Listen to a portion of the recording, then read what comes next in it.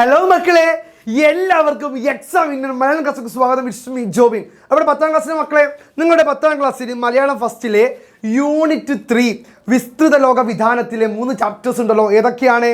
നമ്മുടെ മണ്ണും മനുഷ്യനും, ബത്തേരിക്കടുത്ത് മലങ്കരയിൽ, വെള്ളത്തിന് തെളിയാതിരിക്കാനാകില്ല. അപ്പോൾ ഈ 3 ചാപ്റ്റേഴ്സും നമ്മൾ ഈ ഒരു ക്ലാസ്സിലൂടെ സെറ്റാക്കാൻ പോവുകയാണ്.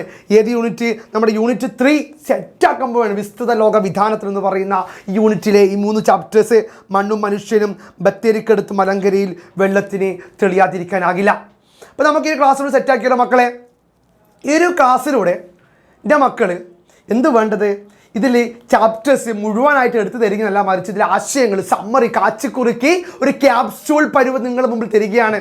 ചിലപ്പോൾ നിങ്ങൾ എക്സാം ഹാളിലേക്ക് പോകുമ്പോൾ, അല്ലെങ്കിൽ എക്സാം എഴുതാൻ പോകുമ്പോൾ നിങ്ങളെല്ലാം വായിച്ചു കഴിഞ്ഞ് അല്ലെങ്കിൽ വായിക്കാൻ തുടങ്ങാൻ സമയം കിട്ടിയില്ലെങ്കിൽ നിങ്ങൾ കാണേണ്ട ക്ലാസ്സാണിത്. നിങ്ങൾക്ക് ഈ കഥയൊക്കെ ഒന്ന് വായിച്ചു കഴിഞ്ഞ് അതിൻ്റെ ആശയം മനസ്സിലായില്ലെങ്കിൽ ഇതിലേക്ക് വാടാ, ഇത് വായിച്ചാൽ നിങ്ങൾക്ക് മനസ്സിലാവും. ഒരു പക്ഷേ പാഠം വായിക്കാതെ പോകുന്ന കുട്ടികളുണ്ട് അല്ലേ? ജീവിതത്തിൻ്റെ തിരക്ക് മൂലം അല്ലേ? എന്തൊക്കെ തിരക്ക മനുഷ്യന്മാർക്ക്. ഈ തിരക്ക് മൂലം പഠിക്കാൻ സമയം കിട്ടാത്ത കുഞ്ഞുമക്കൾ ഒരുപാട് ആൾക്കാരുണ്ട്. അവർക്ക് സമയം തികഞ്ഞില്ലെങ്കിൽ അവർക്ക് വായിച്ച് മനസ്സിലാക്കി എടുക്കാനുള്ള എല്ലാ കാര്യങ്ങളും ഈ പാഠഭാഗത്തിൽ സാറ് പറയുന്നുണ്ട്. അപ്പം നിങ്ങൾ സെറ്റാണോ മക്കളെ? സെറ്റാണോ? എന്നാൽ പിന്നെ നമുക്ക് ഈ 3 ചാപ്റ്റേഴ്സും സെറ്റാക്കി പഠിച്ചാലോ? SLCയിലെ മലയാളം ഫസ്റ്റിലെ മൂന്നാമത്തെ യൂണിറ്റായ വിസ്തൃത ലോക വിധാനത്തിലെ മണ്ണും മനുഷ്യനും, ബത്തേരിക്കടുത്ത് മലങ്കരയിൽ, വെള്ളത്തിന് തെളിയാതിരിക്കാനാവില്ല. ഈ 3 ചാപ്റ്റേഴ്സ് നമുക്ക് പഠിക്കാം, സെറ്റാക്കാം. നമ്മൾ ആദ്യത്തെ ചാപ്റ്ററിലേക്ക് പോവുകയാണ്. മണ്ണും മനുഷ്യനും. മണ്ണും മനുഷ്യനും ആരെഴുതിയത് മക്കളെ? ടി പത്മനാഭൻ്റെ മനോഹരമായ കഥയാണ് മണ്ണും മനുഷ്യനും. മനുഷ്യനും പ്രകൃതിയും തമ്മിൽ, മനുഷ്യനും തമ്മിൽ, സമ്പത്തും ദാരിദ്ര്യവും തമ്മിൽ, കുടുംബ ബന്ധങ്ങളുടെ പ്രാധാന്യം, അണുകുടുംബങ്ങൾ കൂടി വരുന്നതിൻ്റെ പ്രാധാന്യം, ഇതൊക്കെ വ്യക്തമാക്കുന്ന, മനുഷ്യ മനസ്സുകളുടെ വികാരതലങ്ങളെ വിളിച്ചുണർത്തുന്ന മനോഹരമായ ടി പത്മനാഭൻ്റെ കഥയാണ് മണ്ണും മനുഷ്യനും. സെറ്റാണോ? നമുക്ക് തുടങ്ങിയാലോ? തുടങ്ങാം. പ്രശസ്ത കഥാകാരനായ ടി പത്മനാഭൻ്റെ ഏറെ വായിക്കപ്പെട്ട കഥയാണ് മണ്ണും മനുഷ്യനും. അപ്പോൾ ടി പത്മനാഭൻ്റെ മനോഹരമായ കഥയാണ് മണ്ണും മനുഷ്യനും അല്ലേ? പ്രശസ്തനായ എഴുത്തുകാരൻ പത്മനാഭൻ. മണ്ണിനോട് മനുഷ്യർക്കുള്ള വ്യത്യസ്ത സമീപനങ്ങൾ ചർച്ച ചെയ്യപ്പെടുന്ന കഥയാണിത്. സത്യമാണ്. മണ്ണിനോടുള്ള മനുഷ്യരുടെ വ്യത്യസ്തകരമായ സമീപനങ്ങൾ ഇവിടെ ചർച്ച ചെയ്യുന്നു. മനുഷ്യർക്കെല്ലാം വ്യത്യസ്തകരമായ സമീപനങ്ങളാണ് മണ്ണിൻ്റെ എല്ലാ കാര്യങ്ങളും ഇവിടെ ചർച്ച ചെയ്യുന്ന വ്യത്യസ്തമായ രീതിയിലാണല്ലേ? അപ്പോൾ മനുഷ്യന് മണ്ണിനോടുള്ള വ്യത്യസ്തകരമായ മനുഷ്യൻ്റെ രീതി, പ്രകൃതിയെ നോക്കിക്കാണുന്ന മനുഷ്യൻ്റെ വ്യത്യസ്ത രീതികളെല്ലാം തന്നെ ഇവിടെ ചർച്ചാ വിധേയമാകുന്നുണ്ട് മക്കളെ. അതാണ് ഇവിടെ പ്രധാനപ്പെട്ട കാരണം. ഇനി നമുക്ക് കഥയുടെ ആശയത്തിലേക്ക് പെട്ടെന്ന് പോകാം. കൊച്ചിയിലെ ജോലിയിൽ നിന്നും വിരമിച്ച ശേഷം പ്രകൃതി സുന്ദരമായ ഒരു സ്ഥലം വാങ്ങി കഥാകാരൻ ഒരു വീട് നിർമ്മിച്ച് അവിടെ താമസമാക്കുന്നു. കൊച്ചിയിലെ തിരക്കിൽ നിന്നും ഒഴിഞ്ഞു മാറി പ്രകൃതിയിലെ സുന്ദരമായ ഒരു സ്ഥലത്ത്, ശാന്തമായ ഒരു സ്ഥലത്ത് ഒരു വീട് കെട്ടി താമസമാക്കുകയാണ് നമ്മുടെ കഥാകാരൻ. നഗരത്തിൻ്റെ ശബ്ദമോ ബഹളമോ ഒന്നുമില്ലാത്ത പ്രകൃതി സുന്ദരമായ ഒരു സ്ഥലമായിരുന്നു അത്. ഇപ്പം നഗരത്തിൻ്റെ ശബ്ദങ്ങളോ നഗരത്തിൻ്റെ തിരക്കോ ഒന്നുമില്ലാത്ത പ്രകൃതി സുന്ദരമായ സ്ഥലത്താണ് ആര് താമസിക്കുന്നത്? നമ്മുടെ കഥാകാരൻ താമസിക്കുന്നത്. കഥാകാരൻ താമസമാക്കിയതിന് ശേഷം മറ്റു പലരും അവിടെ വന്ന് സ്ഥലം വാങ്ങി വീട് വെച്ചു. അപ്പം കഥാകാരൻ ആ പ്രകൃതി രമണീയമായ സ്ഥലത്ത് താമസാക്കുകയാണ്. കൊച്ചിയിലെ ആ ജോലിയിൽ നിന്ന് വിരമിച്ച് റിട്ടയർഡായ ശേഷം അദ്ദേഹം ആ ശാന്തമായ സ്ഥലത്ത് ഭയങ്കര ശാന്തമായി താമസമാക്കുകയാണ്. കഥാകാരനെ കൂടുതൽ ആകർഷിച്ചത് തൻ്റെ വീടിൻ്റെ തൊട്ടടുത്ത് തന്നെ നിർമ്മിക്കപ്പെട്ട കൊട്ടാര സദൃശ്യമായ ഒരു വീടായിരുന്നു. എന്നാൽ കഥാകാരൻ ഞെട്ടിപ്പോവുകയാണ്. കഥാകാരൻ്റെ ആ സാമാന്യം ചെറുതായ ആ പ്രകൃതിയോട് ഇണങ്ങിയ വീടിനോട് ചേർന്ന് അവിടെ വലിയ ബംഗ്ലാവ് പോലെ വീട് വരുന്നു. ബംഗ്ലാവിനെ തോൽപ്പിക്കുന്ന തരത്തിൽ വലിയൊരു വീട് അവിടെ പൊങ്ങി വരുന്നു. അതാണ് ഈ കഥാകാരൻ ഞെട്ടിച്ച ഏറ്റവും വലിയ കാര്യം. ചെറുപ്പത്തിൽ തന്നെ ഗൾഫിൽ പോയി ധാരാളം പണമുണ്ടാക്കി ഇപ്പോൾ 1ലധികം രാജ്യങ്ങളിൽ സ്വന്തമായി ബിസിനസ് ഉണ്ട് അല്ലേ? ചെറുപ്പത്തിൽ തന്നെ ഗൾഫിൽ പോയിട്ട് ഒരുപാട് പണമുണ്ടാക്കിയ ആര്? നമ്മുടെ ഈ ബംഗ്ലാവിൻ്റെ മുതലാളി. അങ്ങനെ ആ രാജ്യങ്ങളിൽ സ്വന്തമായി ബിസിനസ് പോലും ചെയ്തു. ചെറുപ്പത്തിൽ ഗൾഫിൽ പോയിട്ട് പണമുണ്ടാക്കിയ ഒരു വലിയ മുതലാളിയാണ് അവിടെ വീട് വെച്ചത്. അദ്ദേഹത്തിൻ്റെ പേരെന്താ മക്കളെ? KU നായർ അല്ലേ? ഓർമ്മയില്ലേ?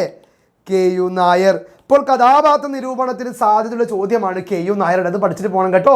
KU നായരും എഴുത്തുകാരനും കഥാപാത്ര നിരൂപണത്തിന് സാധ്യതയുള്ള ചോദ്യങ്ങളാണ്. പിതാ നമ്മുടെ എഴുത്തുകാരൻ്റെ വീട്ടിലേക്ക് മക്കളെ ഒരാൾ താമസമാക്കിയിരിക്കുന്നു. അതാരാണ് മക്കളെ? അവിടുത്തെ വലിയ സമ്പന്നനായ വ്യക്തി. അദ്ദേഹം അവിടെ വീട് വെച്ച് താമസമാക്കിയിരിക്കുന്നു. മക്കൾ രണ്ടുപേർ അമേരിക്കയിൽ ഉന്നത വിദ്യാഭ്യാസം ചെയ്യുന്നു. അയാളുടെ പേര് KU നായർ അല്ലേ. മക്കളോ അത് 2 മക്കൾ. അയാൾ അമേരിക്കയിലെ ഉന്നത വിദ്യാഭ്യാസമാണ്. അപ്പം ഇദ്ദേഹം വലിയ ബിസിനസ്സുള്ള പണക്കാരനാണ്. അപ്പം ഇദ്ദേഹം ഈ നാട്ടിൽ വീട് വെച്ച് താമസിക്കുകയാണ്. ഇദ്ദേഹത്തിൻ്റെ പേരെന്താണ്? KU നായർ എന്നാണ് ഇദ്ദേഹത്തിൻ്റെ പേര്. വളരെ വേഗത്തിലാണ് വീടുപണി കഴിഞ്ഞത്. അയാളുടെ ഭാര്യ നേരത്തെ മരിച്ചുപോയി അല്ലേ. വളരെ വേഗത്തിൽ വീടുപണി കഴിഞ്ഞു. ഇതിലൂടെ നമ്മുടെ അത്ഭുതത്തിൻ്റെ കഥയുണ്ട്. അതായത് നമ്മുടെ അറബിക്കഥയുണ്ട്. ഒരാൾക്ക് ഒരു ഭൂതം പ്രത്യക്ഷപ്പെട്ടു. ആ ഭൂതം അയാൾക്ക് വലിയ മണിമാളിക പെട്ടെന്ന് പണിത് കൊടുത്തു. അതേപോലെ ആഴ്ചകൾ കൊണ്ട് ഈ മനുഷ്യൻ വലിയ മണിമാളിക അവിടെ പണിത് തീർത്തു എന്നാണ് പറയണേ. ഈ അത്ഭുത കഥയിലെ ഈ ഭൂതത്തിൻ്റെ വിളക്ക് പോലെ. അയാളുടെ ഭാര്യ നേരത്തെ മരിച്ചുപോയി. അമേരിക്കയിൽ പഠിക്കുന്ന മക്കൾ ഈ വീട്ടിൽ വന്ന് താമസമാക്കാറില്ല. ഇത്രയും വലിയ വീട് വെച്ചിട്ട് KU നായർ അവിടെ വല്ലപ്പോഴും ഒക്കെ വരാറുള്ളൂ അല്ലേ. അമേരിക്കയിലെ മക്കൾ ഈ വീട്ടിൽ താമസിക്കാറില്ല. ഇദ്ദേഹത്തിൻ്റെ മക്കൾ എവിടെ പഠിക്കുന്ന മക്കൾ? അമേരിക്കയിലാണ്. അമേരിക്കയിൽ പഠിക്കുന്ന മക്കൾക്ക് നാട്ടിലുള്ള അച്ഛനോടൊപ്പം താമസിക്കാൻ സൗകര്യമില്ല. അവർ തിരക്കിലാണ്. പക്ഷെ പ്രകൃതിയെ ഒന്നും തിരിച്ചു പോലും നോക്കാത്ത, എല്ലാ മരങ്ങളും വെട്ടിമാറ്റി അവിടെ ടൈൽസും പിന്നെന്താണ് ഇൻ്റർലോക്കൊക്കെ പണിയുന്ന, പ്രകൃതിയെ തീർത്തും കച്ചവട കമ്പോളത്തിൽ വിറ്റഴിക്കുന്ന, വെട്ടിമാറ്റുന്ന ഒരു പ്രകൃതി സ്നേഹമില്ലാത്ത കഥാപാത്രമായി ആര് മാറുകയാണ് മക്കൾ ഇവിടെ? ആര്? നമ്മുടെ KU നായർ. ഒരു കെയർ ടേക്കറാണ് വീട് നോക്കുന്നത്. ആ വീട് നോക്കുന്ന ഒരാളുണ്ട് കേട്ടോ.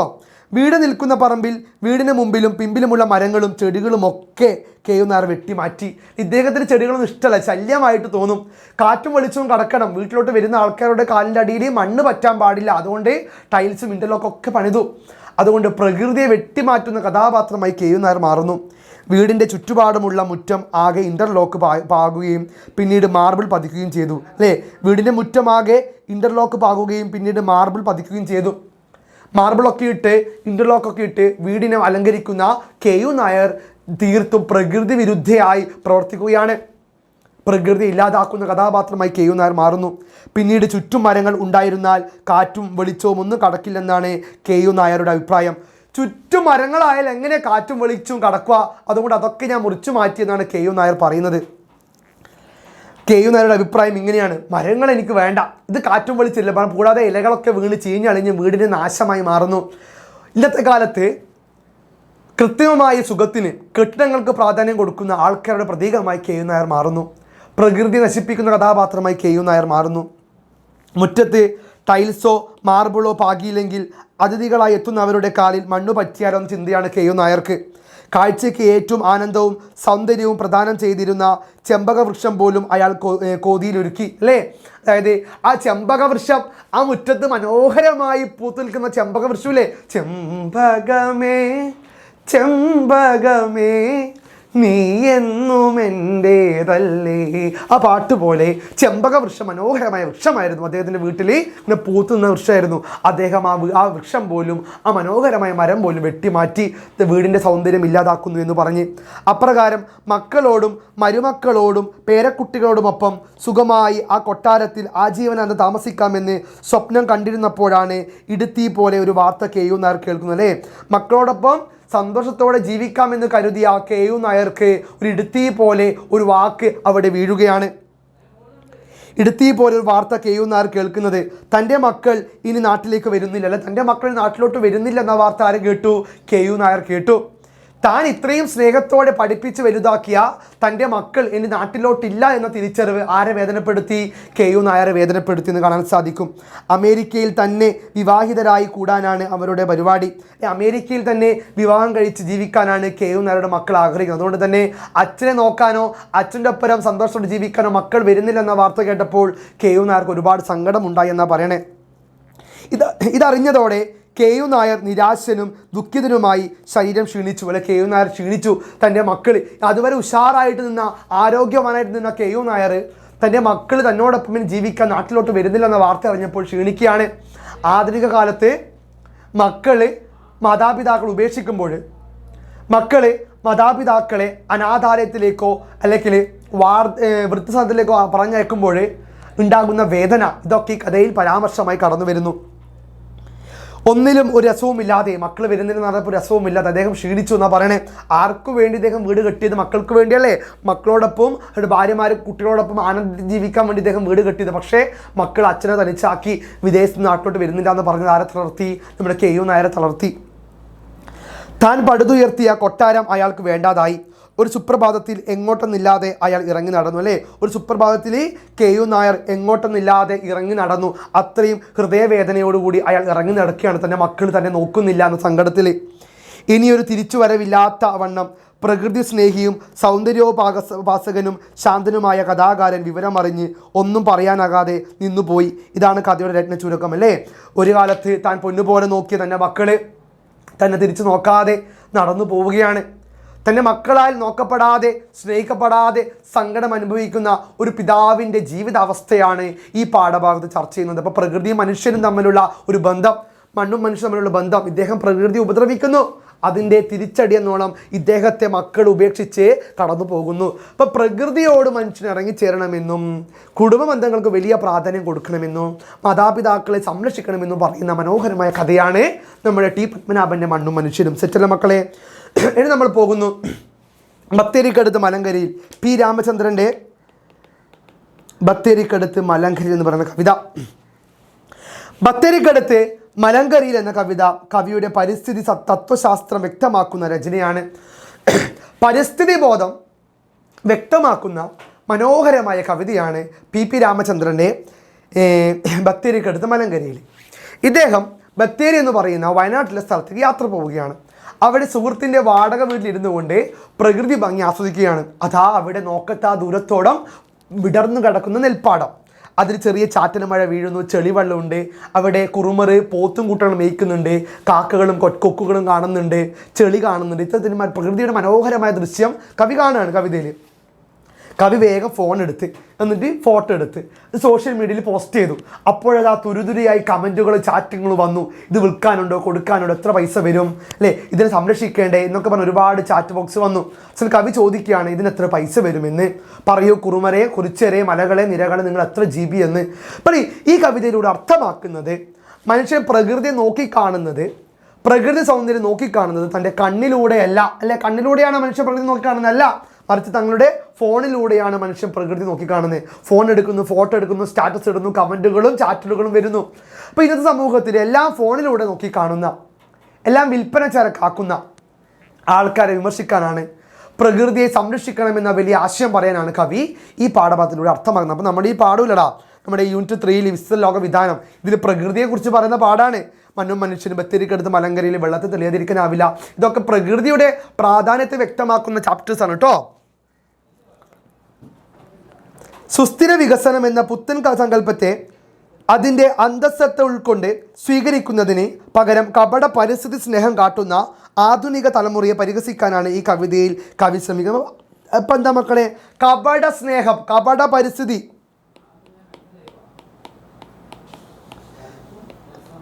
കപട പരിസ്ഥിതിയെക്കുറിച്ച് വ്യക്തമാക്കുകയാണ് ഈ പാഠഭാഗം. കാരണം എന്താ, കപട പരിസ്ഥിതി വെച്ചാൽ ചെറിയ കപട പരിസ്ഥിതി സ്നേഹമുണ്ട്. അതായത് ജൂണിന് നമ്മുടെ പരിസ്ഥിതി ദിനത്തിന് തൈകൾ കിട്ടുമ്പോൾ നടും, അല്ലേ, പക്ഷെ പിന്നെ വെള്ളമൊഴിക്കുകയില്ല. പ്രകൃതിയിൽ ഘോരഘോരമായി സംസാരിക്കും, മരങ്ങൾ സംരക്ഷിക്കണം, മരം വെട്ടി മാറ്റാൻ പാടില്ല, പക്ഷെ ഒരു മരത്തൈ പോലും നടാത്ത ആൾക്കാരുണ്ട്. ഇത്തരത്തിലുള്ള ആൾക്കാർ, കപട പരിസ്ഥിതിവാദികളെ കവി കവിതയിലൂടെ വിമർശിക്കുന്നു. കവി വയനാട്ടിലുള്ള സുൽത്താൻ ബത്തേരി എന്ന പട്ടണത്തിനോടുള്ള മലങ്കരയിൽ സുഹൃത്തിൻ്റെ വീടിൻ്റെ വരാന്തയിലിരുന്ന് നോക്കിയപ്പോൾ മുന്നിലായി അല്പം ദൂരെ നെൽപ്പാടം കണ്ടു. അല്ലെ, കവി അവിടെ നെൽപ്പാടം കാണുകയാണ്. സുഹൃത്തിൻ്റെ വാടക വീട്ടിലിരുന്ന് നോക്കുമ്പോൾ കവിക്ക് സന്തോഷമുണ്ടായി. മനോഹരമായ കാഴ്ച. കവിക്ക് എന്തായി മക്കളെ? സന്തോഷമായി. കണ്ണിന് കുളിർമ തരുന്ന മനോഹരമായ പ്രകൃതി ദൃശ്യമാണല്ലേ അത് കണ്ടത്. ഞാറ്റടിയുടെ പച്ചപ്പും ചാറ്റൽ മഴയും ചെളിയുടെ മണവും പോത്തുപൂട്ടുന്ന കുറുമർ എന്ന ആദിവാസി യുവാക്കളും കാക്കകൾ, കൊക്കുകൾ മുതലായ പക്ഷികൾ ഇവയൊക്കെയും കണ്ട കവിയുടെ മനസ്സുണർന്നു. കവി ഉണരാണ്. കാരണം ഞാറ്റടി പച്ച, കൊക്കുകളെ, ഞാറ് നടന്ന സ്ത്രീകളെ, പുരുഷന്മാരെ, ആ വയലിൻ്റെ മനോഹരമായ ദൃശ്യം, ചെളി, ചാറ്റൽ മഴ, ഈ പോത്ത്, കുറുമരെല്ലാം കണ്ടപ്പോൾ, കാക്ക, കൊക്ക് എല്ലാം കണ്ടപ്പോൾ കവി ഉണർന്നു. കവി പറയാണ്, എന്ത് മനോഹരമായ ഭൂമിയാണ് ഇതെന്ന്. പക്ഷേ സംരക്ഷിക്കാനുള്ള ഒരു നീക്കം കവി കൊണ്ടുവരുന്നത്, മറിച്ച് അത് ഫോട്ടോ എടുത്ത് സോഷ്യൽ മീഡിയയിൽ പോസ്റ്റ് ചെയ്ത് കമൻറ്റുകളും ചാറ്റലുകളും ലൈക്കുകളും വാങ്ങിക്കൂടി തിരക്കിലായിരുന്നു കവി. പച്ചയിൽ കുളിച്ച് കലാരൂപങ്ങളുടെ സമൃദ്ധിയിൽ കേരളം ഭൂമി മുഖം കാണിക്കുന്നു. ഈ കാഴ്ച കണ്ടപ്പോൾ കവി തൂലിക വിറ്റ് വാങ്ങിയ കിടിലൻ ഫോൺ കയ്യിലെടുത്ത് പല പ്രാവശ്യം ക്യാമറയുടെ ബട്ടണിൽ ക്ലിക്ക് ചെയ്തു. കവി പല പ്രാവശ്യം ക്യാമറയുടെ ബട്ടണിൽ ക്ലിക്ക് ചെയ്യുകയാണ്. ഉടനെ തന്നെ സോഷ്യൽ മീഡിയയിൽ അവ അപ്ലോഡ് ചെയ്യുന്നു. കവി പെട്ടെന്ന് തന്നെ ആ ദൃശ്യം ഫോണിൽ ഫോട്ടോ എടുത്ത് സോഷ്യൽ മീഡിയയിൽ അപ്ലോഡ് ചെയ്തു. കവി അത്രമാത്രം പ്രകൃതിയെ സ്നേഹിക്കുകയല്ല, മറിച്ച് ആ സൗന്ദര്യം എല്ലാവരിലേക്ക് എത്തിക്കാൻ കവി ശ്രമിക്കുകയാണ്. കമൻറ്റുകൾ ധാരാളമായി പ്രത്യക്ഷപ്പെട്ടു. വോയിസ് ചാറ്റും ടെക്സ്റ്റ് മെസ്സേജുകളും തുരുതുരെ വന്നു തുടങ്ങി അല്ലേ. വോയിസ് ചാറ്റുകളും ടെക്സ്റ്റ് മെസ്സേജും തുരുതുരെ കവിയിലേക്ക് വരാൻ തുടങ്ങുകയാണ്. വയനാടിൻ്റെ ഹരിത ഭംഗി ഇതുവരെയും പോയിട്ടില്ല, കർഷകർ കടം കയറി തൂങ്ങി മരിച്ചിട്ടില്ല അല്ലേ. ഒരുപാട് കമൻറ്റുകൾ, എന്തൊക്കെ കമൻറ്റുകൾ വന്ന മക്കളെ. വയനാടിൻ്റെ ഹരിത ഭംഗി ഇതുവരെയും പോയിട്ടില്ല, കർഷകർ കടം കയറി തൂങ്ങി മരിച്ചിട്ടില്ല, ഹരിത ഭംഗി കുറേയെങ്കിലും വയനാട്ടിൽ ബാക്കിയുണ്ടെന്നൊക്കെ ഒരുപാട് കമൻറ്റുകൾ വരാൻ തുടങ്ങി. അതിന് സാക്ഷിയാണ് ഈ ചിത്രം. ഇതൊക്കെയാണ് മെസ്സേജ് ബോക്സിൽ പ്രത്യക്ഷപ്പെട്ട സന്ദേശങ്ങൾ. മറ്റൊരു കമൻറ്റ് ഇപ്രകാരത്തിൽ വന്നു: മാഷേ, നമുക്ക് എന്തെങ്കിലും ചെയ്യണം, ഭാവിയിൽ നമുക്ക് ഒരു തുണ്ട് പച്ചപ്പെങ്കിലും നിലനിർത്തണം. മാഷ് പടം പിരിക്കാനിരുന്ന വീടും കുടിയിരിപ്പും എത്ര സെൻറ്റ് വരും അല്ലേ. ഈ വീടും സ്ഥലവും എത്ര സെൻറ്റ് വരും എന്ന ചോദ്യത്തിൽ പോലും കച്ചവട താല്പര്യം, മലയാളിയുടെ കച്ചവട താല്പര്യം കാണാൻ സാധിക്കുന്നു. പ്രകൃതി നശിപ്പിക്കുന്ന മലയാളിയുടെ താല്പര്യബോധം ഇവിടെ പ്രകടമാണ്. അത് വാങ്ങുവാൻ ആഗ്രഹമുണ്ട്, എത്ര വിലയാകുമെന്ന് മാഷ് ചോദിക്കാമോ? കുറച്ചുകൂടി കഴിഞ്ഞപ്പോൾ ധാരാളം സന്ദേശങ്ങൾ എത്തി. 7 വൻകരയിലെയും ആളുകളുടെ പ്രതികരണം വന്നു. സൗദി അറേബ്യയിലെ ജിദ്ദയിൽ നിന്നും, UAE ഷാർജയിൽ നിന്നും, സിംഗപ്പൂരിൽ നിന്നും, ന്യൂയോർക്കിൽ നിന്നുമൊക്കെയും കമൻറ്റുകൾ. ഒടുവിൽ ഈ ലോകത്തിൻ്റെ അവതാരമൂർത്തി ചോദിക്കുകയാണ്: പറയൂ മലകളെ, മരങ്ങളെ, കുറുമരെ, കുറിച്ചരെ, നിങ്ങളെല്ലാവരും ചേരുമ്പോൾ എത്ര GB വരും? ഇദ്ദേഹം ഈ ഫോട്ടോ എടുത്ത് സ്റ്റാറ്റസ് ഇട്ടു. അപ്പോൾ 7 വൻകരകളായി. ഓരോ രാജ്യത്തു നിന്നും ആൾക്കാർ, ഷാർജയിലും ജിദ്ദയിൽ നിന്നൊക്കെ ആൾക്കാർ കമൻ്റ് ഇടാണ്. ഇതൊക്കെ എത്ര പൈസയാവും, ഇത് എവിടെ നിന്നാണ് വാങ്ങാൻ കിട്ടുക, ഏത് സ്ഥലം അല്ലേ. ഇപ്പം ഒരു ഫോട്ടോ കൊണ്ട് ലോകത്തിലെ എല്ലാ ആൾക്കാരും കാണാണ്. ഒരു പ്രകൃതിയെ സംരക്ഷിക്കുന്നതിനപ്പുറത്തേക്ക് ആ പ്രകൃതിയുടെ ഫോട്ടോ എടുത്ത് വിൽപ്പന ചരക്കാക്കി മാറ്റുന്ന, അത് നശിപ്പിക്കുന്ന ആധുനിക മനുഷ്യൻ്റെ കച്ചവട താല്പര്യം എങ്ങനെ കവിത വ്യക്തമാക്കുന്നു. സോഷ്യൽ മീഡിയ ഭരിക്കുന്ന പുതിയ യുഗത്തിൽ നമ്മുടെ പരിസ്ഥിതി പ്രേമവും പരിസ്ഥിതി ബോധവും മറ്റും വെറും പ്രകടനപരതയായി മാറുന്നുവെന്ന സൂചനയോടെയാണ് കവിത അവസാനിപ്പിക്കുന്നത് അല്ലേ. ഇന്നത്തെ കാലത്ത് കവി അവസാനിപ്പിക്കുകയാണ്. എന്താ മക്കളെ, ഇന്നത്തെ കാലത്ത് പ്രകൃതിയെ നശിപ്പിക്കുന്ന, പ്രകൃതി വിഭവങ്ങളെ ചൂഷണം ചെയ്യുന്ന ഇന്നത്തെ മനുഷ്യരുടെ എന്താണ് ഈ സാങ്കേതിക, ഈ ഫോണിൽ, സോഷ്യൽ മീഡിയയിൽ മാത്രം എല്ലാ കാര്യങ്ങളും ചർച്ച ചെയ്യുന്ന മനുഷ്യരുടെ കപട സദാചാര ബോധത്തെ കവി ഇവിടെ വിമർശിക്കുകയാണ് ചെയ്യുന്നത്. സെറ്റല്ലേ? ഇനി നമ്മൾ പോകുന്നു നമ്മുടെ 3ാമത്തെ പാഠം, അതായത് വിസ്തൃത ലോക വിധാനത്ത് എന്ന് പറയുന്ന SLCയിലെ മലയാളം ഫസ്റ്റിലെ യൂണിറ്റ് 3യിലെ മണ്ണും മനുഷ്യനും ബത്തേരിക്കടുത്ത് മലങ്കര എന്ന് കഴിഞ്ഞ് വെള്ളത്തിന് തെളിയാതിരിക്കാനാകില്ല എന്ന ചാപ്റ്ററിലേക്ക് നമ്മൾ പോവുകയാണ്. സെറ്റല്ലേ മക്കളെ? വെള്ളത്തിന് തെളിയാതിരിക്കാനാകില്ല. സാറാ ജോസഫാണ് ഈ കഥ എഴുതിയത്. സാറാ ജോസഫിൻ്റെ പ്രകൃതി ഭംഗിയെ വ്യക്തമാക്കുന്ന മനോഹരമായ കഥയാണ് ഇത് മക്കളെ. വെള്ളത്തിന് തെളിയാതിരിക്കാനാവില്ല. നൂർ മുഹമ്മദ് പെൺകുട്ടിയും കഥാപാത്രമായി വരുന്നു.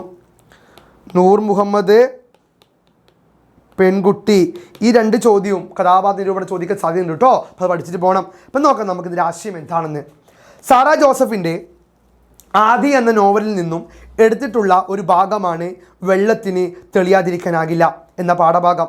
കായലുകളാൽ ചുറ്റപ്പെട്ട ആദി എന്ന മനോഹരമായ പ്രദേശത്തിന് ചുറ്റും ജീവിക്കുന്നവരുടെ കഥയാണ് ആദി എന്ന നോവലിൽ നോവലിസ്റ്റ് പറയുന്നത്. അപ്പോൾ കായലുകളാൽ ചുറ്റപ്പെട്ട പ്രദേശത്ത് ജീവിക്കുന്ന ആൾക്കാരുടെ അവസ്ഥയാണ്, ജീവിതമാണ് ഈ നോവൽ ഭാഗത്ത് പറയുന്നത്.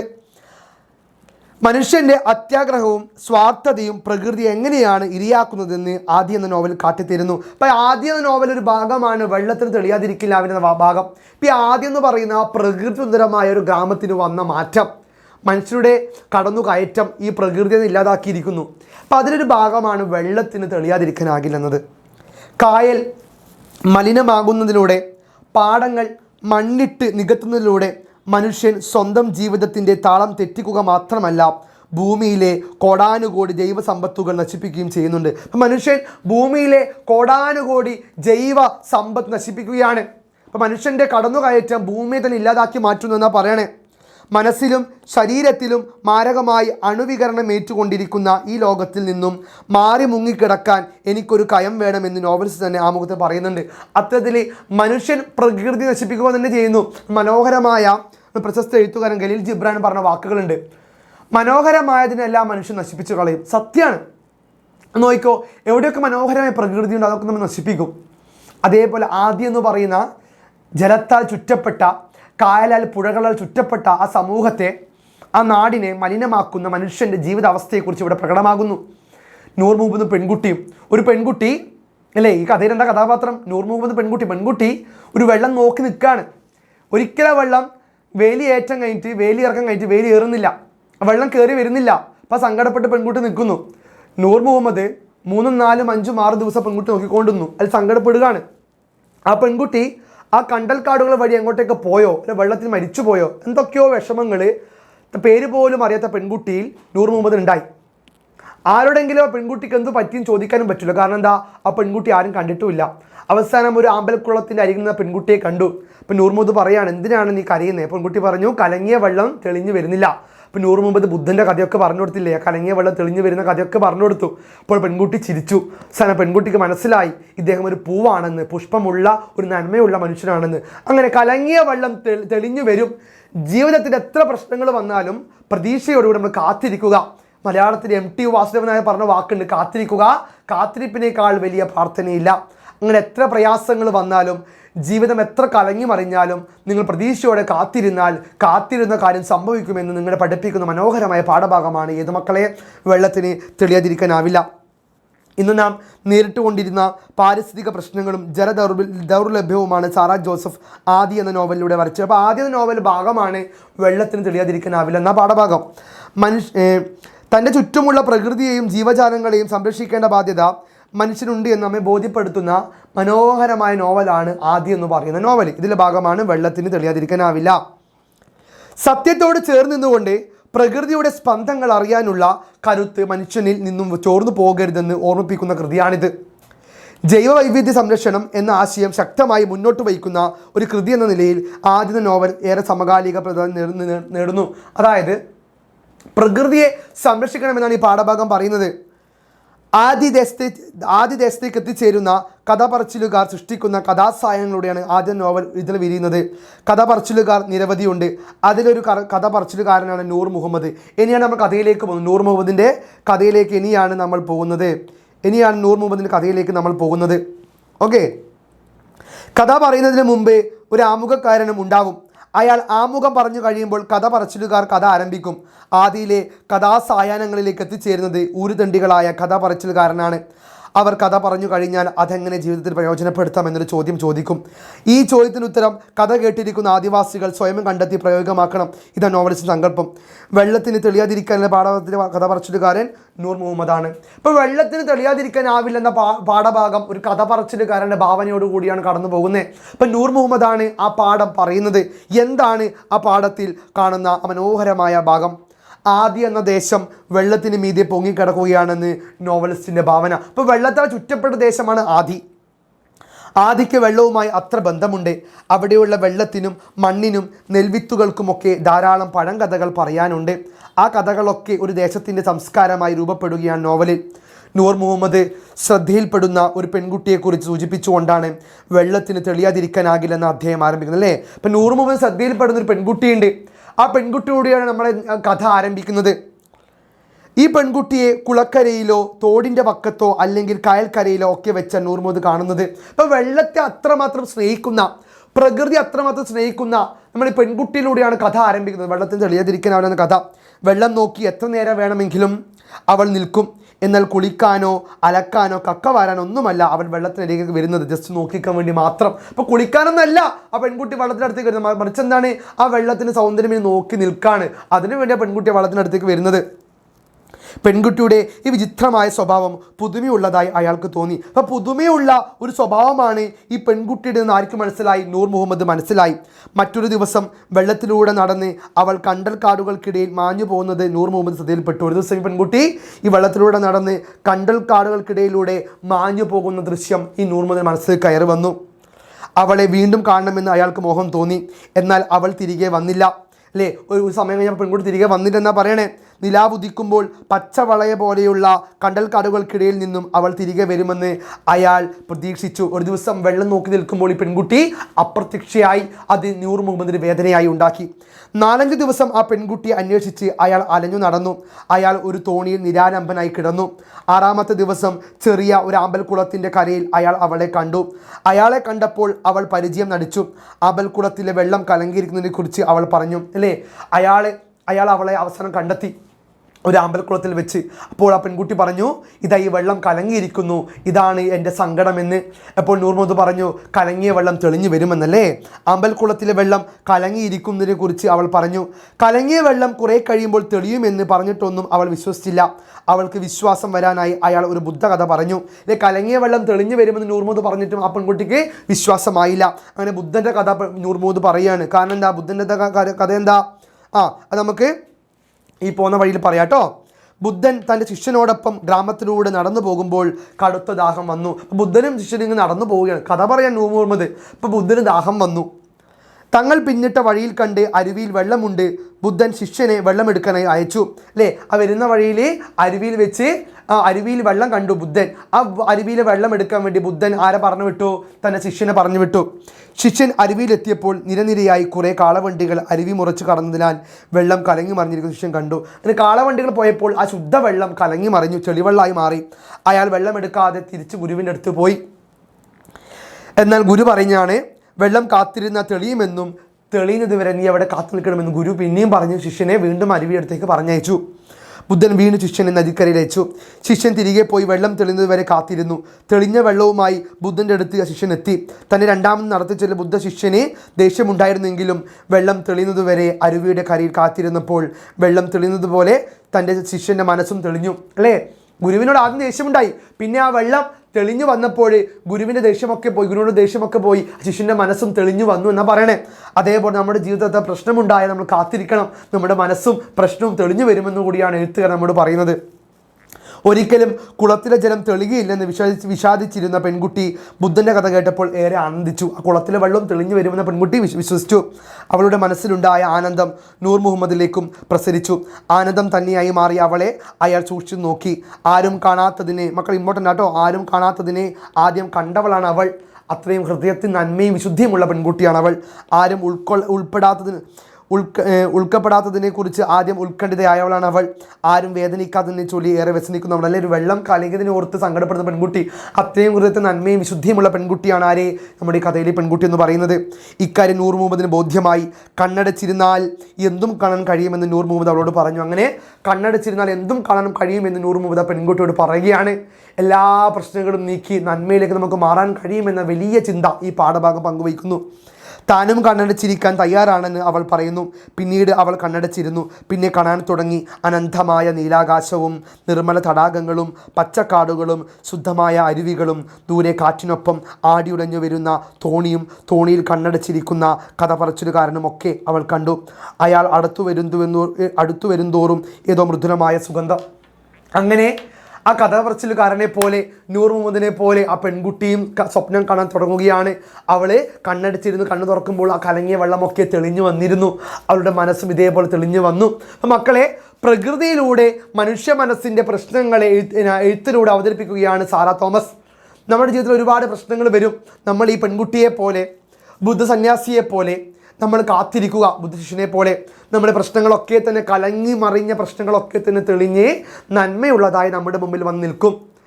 അപ്പോൾ ഒരു പ്രതീക്ഷയോടെ നമ്മുടെ ജീവിതത്തിൽ എത്ര പ്രശ്നം വന്നാൽ അതൊക്കെ പരാജയപ്പെടുത്തി നമുക്ക് മുന്നോട്ട് നീങ്ങാമെന്ന് നമ്മൾ പറഞ്ഞ് ബോധ്യപ്പെടുത്തുന്ന ഒരു പാഠഭാഗമാണ് ഏത് മക്കളെ? വെള്ളത്തിന് തെളിയാതിരിക്കാനാകില്ല എന്ന് പറഞ്ഞാൽ കലങ്ങിയ വെള്ളം തെളിഞ്ഞു വരും. ജീവിതത്തിൽ ശുഭാപ്തി വിശ്വാസത്തോടു കൂടി പ്രതീക്ഷയോടെ നമ്മൾ മുന്നോട്ട് പോകണമെന്ന് പറയുകയാണ് ഈ പാഠഭാഗം. അപ്പം മക്കളെ, നമ്മുടെ യൂണിറ്റ് 3 വിസ്തൃതലോക വിധാനത്തിലെ ഇതിലെ 3 ചാപ്റ്റേഴ്സും മണ്ണും മനുഷ്യനും ബത്തേരിക്കടുത്ത് മലങ്കരയിൽ വെള്ളത്തിന് തെളിയാതിരിക്കാനാവില്ല നമ്മൾ സെറ്റാക്കി കഴിഞ്ഞു, പഠിച്ചു കഴിഞ്ഞു അല്ലേ? ഇപ്പോൾ നമ്മൾ അടിപൊളിയായിട്ട് പഠിച്ചു കഴിഞ്ഞു. ഇനി നിങ്ങൾ നല്ലപോലെ ടെസ്റ്റ് വായിക്കുക.